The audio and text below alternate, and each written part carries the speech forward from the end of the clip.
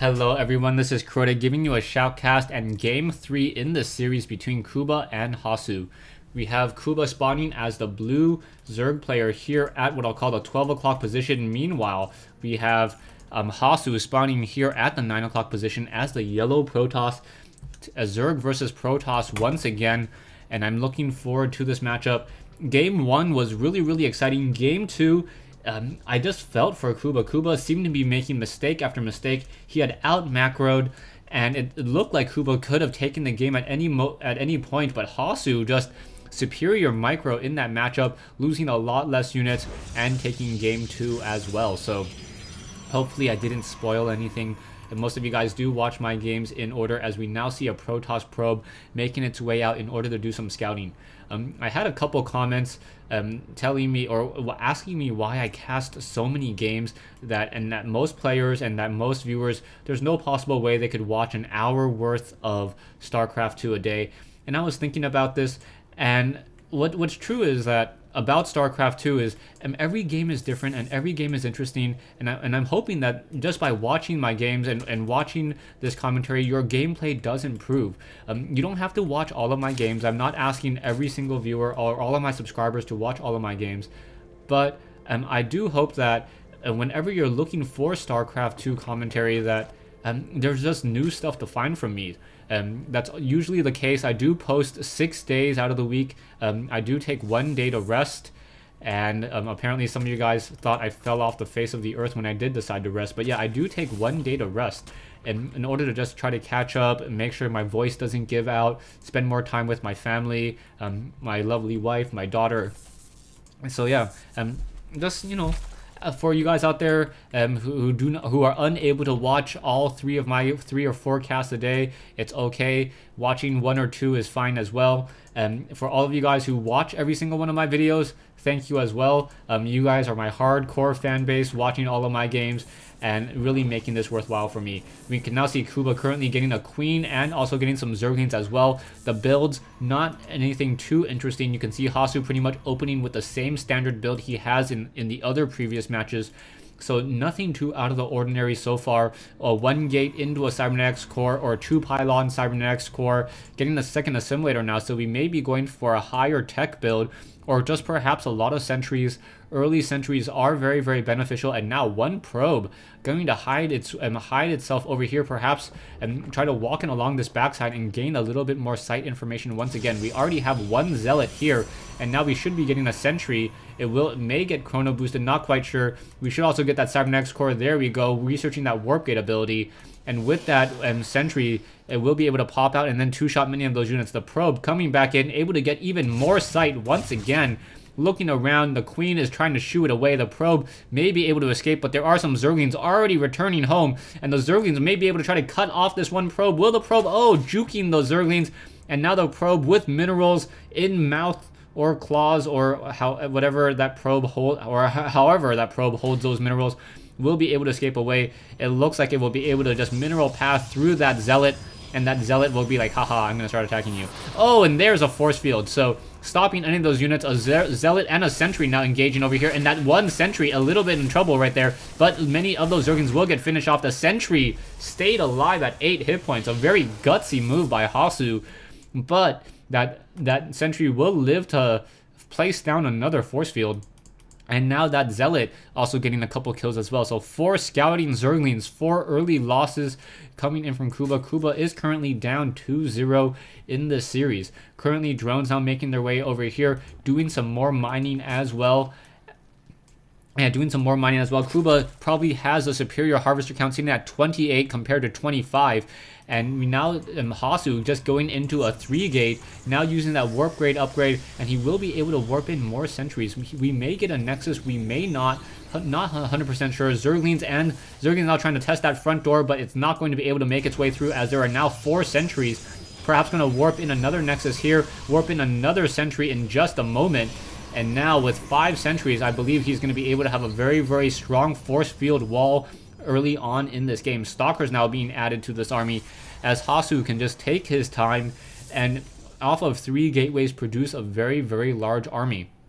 Back in the base of Kuba, Kuba currently just mining off of 2 gas, or only 1 gas so far, and this is all off of tier 1 play, so there are only roaches so far, and even with those roaches are not going to have the movement speed upgrade, and that is going to hurt the survivability of those roaches, as we have not seen decent creep spread come in from Kuba at all in these in this third game, or in the first 2 games. We may see some creep tumors out in just a moment, but yeah, in comes that one Phoenix. The Phoenix now doing the scouting of its own, quickly looking around the map, looking inside the base, sees that his opponent is at tier 1, doesn't see another gas, and knows that he only has to deal with roaches and zerglings so far.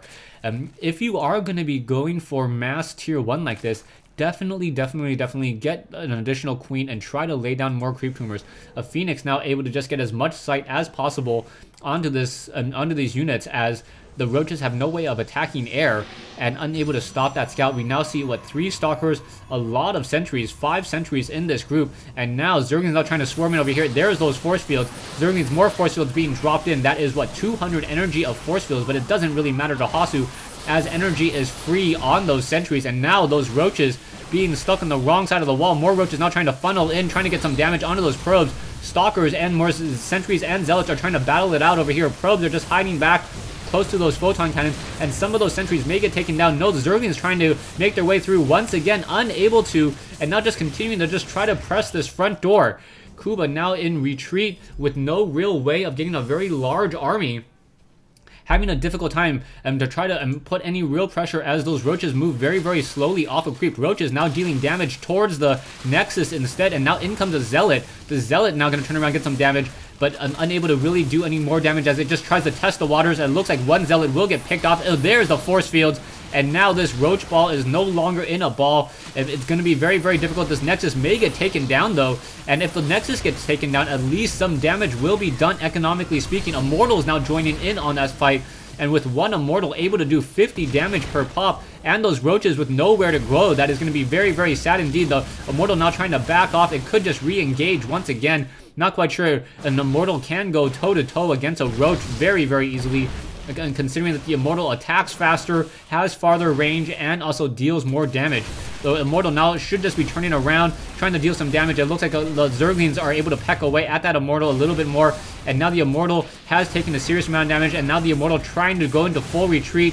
The probes are doing some long distance mining, and now the roaches just continue to move around the map. Zerglings are, with that movement speed upgrade, Stalker is able to just attack and pick off many of those roaches, and yeah, those roaches falling left and right. A third hatchery is currently being placed down, but we are not seeing any tech to tier 3 at all. Yeah, no tech to tier 3, not even at the expansion point. So this may be a somewhat all-in strategy from Kuba. Kuba has had a very small window of opportunity to get a lot of damage dealt with these roaches, and it doesn't look like the roaches are going to be able to deal enough damage at all, especially as this Nexus is now being rewarped in.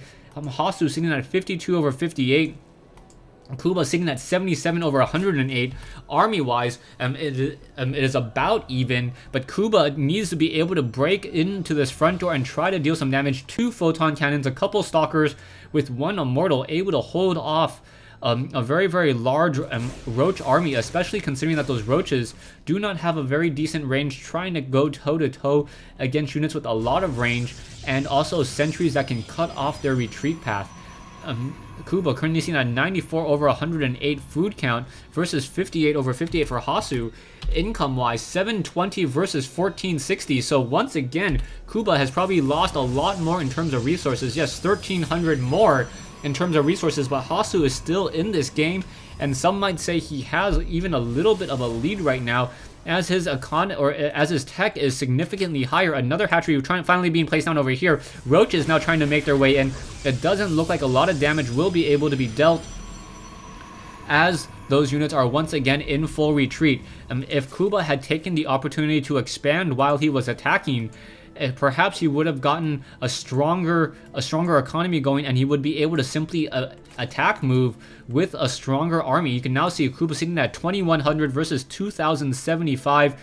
Hasu just needing to make sure that he uses his units much more efficiently in order to get ahead. The Phoenix in the air, or the Hallucination in the air, able to catch sight of the natural expansion. 65 drones for Kuba. So Kuba, with more than double the amount of harvesters, and now mining off of gold mineral patches, should have more than double the economy at this point.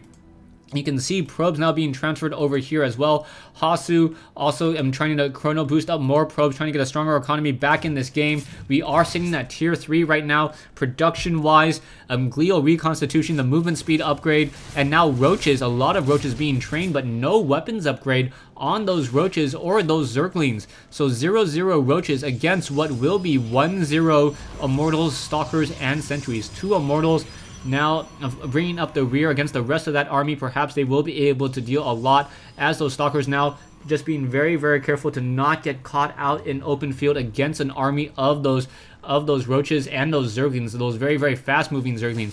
Glial reconstitution has been completed. Roaches now move with a movement speed of almost 4 on creep. Stalkers now trying to test the waters, unable to really get that much damage. And those Stalkers, oh, force fields now come in. Roaches unable to file through here as they are just being stopped in their path. And now Roaches trying to give chase once again, but another just group of force fields blocking off any serious chase that those Roaches are now able to do. The sentries are now out of energy though, so it looks like the one sentry has enough energy for one force field, but that's not going to be able to do very much as those Roaches continue to push in. Photon cannons now joining in on that fight. A lot of Roaches are still dishing out that damage, able to deal 50 damage per attack, and now trying to stop against this very, very large Roach army. The Kuba attack moving into this group. Probes coming off the mineral line, trying to hold up many of those Roaches as well. Those Immortals getting 16 kills and 9 kills. A lot of damage being dealt by those Immortals, but those Roaches are now trying to go after more and more of those Stalkers. And now, Mouse Hasu says game.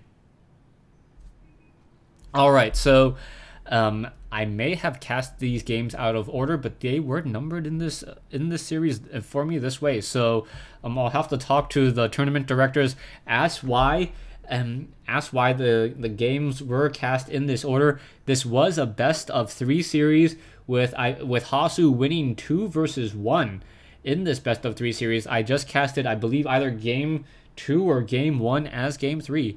Anyways, thanks for watching. Thanks for listening. I hope you guys enjoyed this 1v1 replay between Mouse Hasu and Kuba here on Metalopolis.